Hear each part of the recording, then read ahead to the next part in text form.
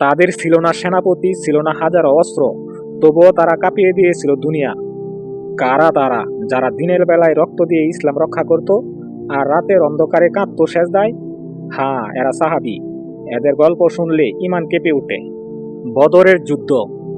যুদ্ধের মাঠে মাত্র ৩১৩ জন মুসলমান, সামনে ১,০০০ সৈন্য। তবুও আল্লাহর উপর ভরসা রেখে রাসূল সাল্লাল্লাহু আলাইহি সাল্লাম বললেন, হে আল্লাহ, যদি আজ এই দলটি ধ্বংস হয়ে যায় তবে এই দুনিয়ায় তোমার নাম নেওয়ার কেউ থাকবে না। তখন সাহাবারা বললেন, আমরা মুজাহির, আমরা আনসার, তুমি আদেশ করো, আমরা লড়ব মৃত্যু পর্যন্ত। ঠিক তখন জিবরাইল আদম আলাইহিস সালাম এসে বললেন, আমরা এসেছি সাহায্যে, তোমরা তলোয়ার চালাও, আসমান থেকে সাহায্য নেমে আসবে। উহুদের হৃদয় বিদারক যুদ্ধ। সাহাবারা বিজয়ের দ্বার প্রান্তে, কিন্তু পাহারার ভুলে কাফের বাহিনী পেছন থেকে আক্রমণ করে। রাসূল সাল্লাল্লাহু আলাইহি সাল্লামের মুখে আঘাত লাগে, দন্ত মোবারক ভেঙে যায়। কেউ কেউ বেবসে নবীজি সাল্লাল্লাহু আলাইহি সাল্লাম শহীদ হয়েছেন। তখন হযরত হামজা রাদিয়াল্লাহু আনহু এর শাহাদত হয়, তার বুক ছিঁড়ে কলিজা বের করে চিবানো হয়। তখন সাহাবারা বললেন, যদি রাসূল সাল্লাল্লাহু আলাইহি সাল্লাম শহীদ হয়ে থাকেন তবে আমরা ইসলাম রক্ষায় জীবন দিব। এখন আসি খন্দকের যুদ্ধে।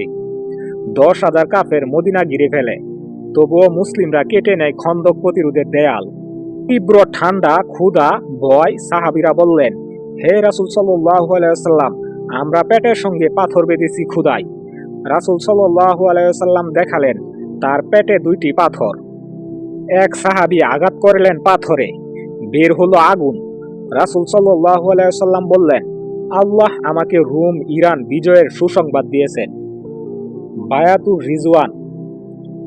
কাফেররা উমরা করতে দিতে রাজি নয়, তবুও রাসূল সাল্লাল্লাহু আলাইহি ওয়াসাল্লাম হুদায়বিয়ার সন্ধি করেন, যা বেহিকভাবে মুসলমানদের পরাজয় মনে হয়। কিন্তু সাহাবারা বললেন, তুমি আদেশ করো রাসূল সাল্লাল্লাহু আলাইহি ওয়াসাল্লাম, আমরা তোমার পেছনে মাথা কেটে ফেলতেও রাজি। তালহা রাদিয়াল্লাহু আনহুর হাতে রাসূল সাল্লাল্লাহু আলাইহি ওয়াসাল্লাম বায়াত নিলেন, আর কুরআনে ঘোষণা দিল, নিশ্চয় যারা বায়াত করলো তারা আল্লাহর সাথেই করলো। সূরা ফাত আয়াত ১০। বিজয়ের দিন রাসূল সাল্লাল্লাহু আলাইহি ওয়াসাল্লাম মাথা নত করে প্রবেশ করেন। এমন নম্রতা, এমন ক্ষমা কেউ দেখেনি। যারা তাকে নির্যাতন করেছিল তাদের তিনি বলেন, যাও, তোমাদের জন্য আজ কোনো অভিযোগ নেই। হিন্দা, আবু সুফিয়ান সবাইকে ক্ষমা করা হয়। এমন বিজয় শুধু সাহাবীদের জন্য।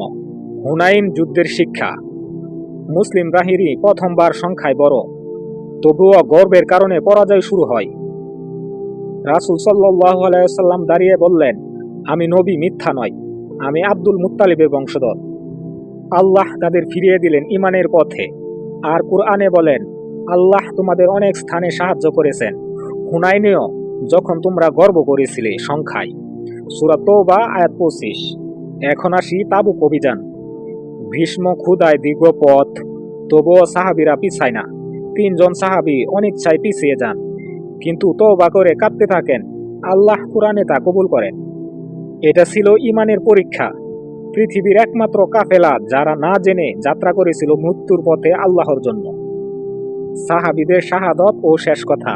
খালিদ ইবনে ওয়ালিদ রাদিয়াল্লাহু আনহু ১০০ যুদ্ধ করে বলেন, মৃত্যুর জন্য আমি সবখানে ছুটেছি, তবুও বিছানায় মারা যাচ্ছি, কাপুরুষরা যেন লজ্জা পায়।